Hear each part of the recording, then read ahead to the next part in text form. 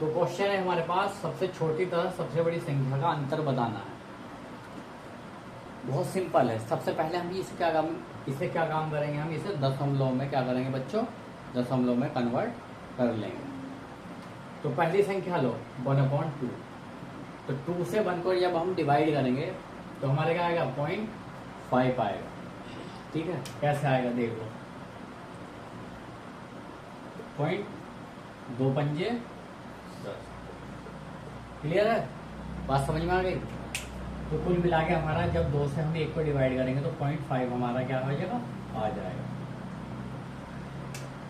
तो पहले को जब हमने डिवाइड किया 0.5 आ गया। अब जब दूसरी संख्या लो तो 3/2।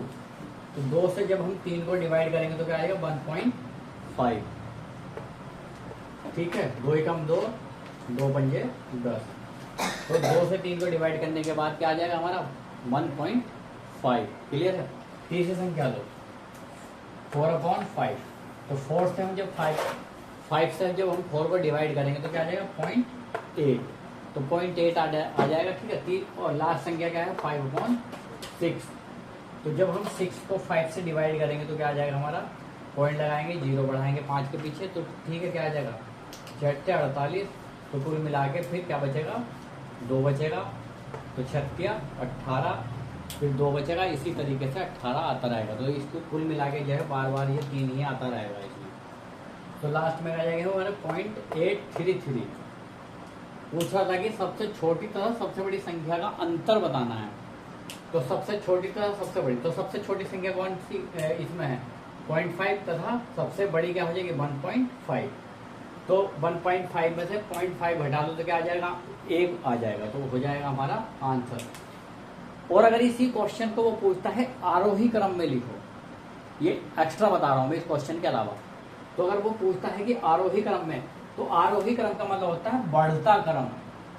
यानी कि बढ़ते क्रम में क्या होता है, सबसे छोटी संख्या, फिर उससे बड़ी, फिर उससे बड़ी, फिर सबसे बड़ी संख्या बतानी होती है।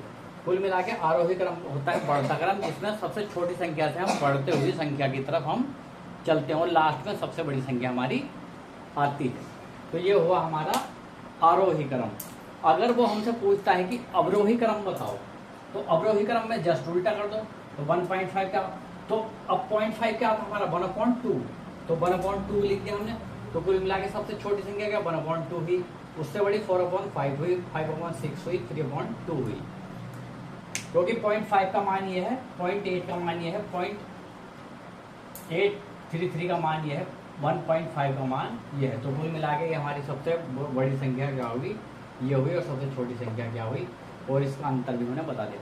अब वो पूछा है कि आरोही क्रम हमने बता दिया। अब अगर वो पूछता है कि अवरोही क्रम क्या होगा, तो अवरोही क्रम में क्या होता है कि घटता क्रम। तो घटता क्रम कैसे होगा, तो देखते हैं हम इसे। तो घटते क्रम देखते हैं इसका। तो अवरोही क्रम, अवरोही क्रम,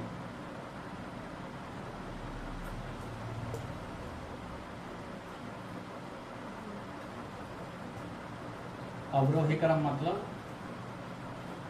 घटता क्रम।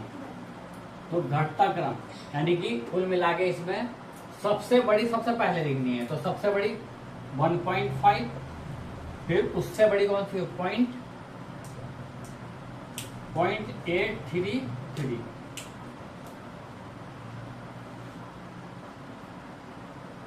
उससे बड़ी कौन सी हुई 0.8, सॉरी ये ऐसा होगा 0.5। तो 1.5 क्या था 3/2, 0.8 क्या था 5/6, और फिर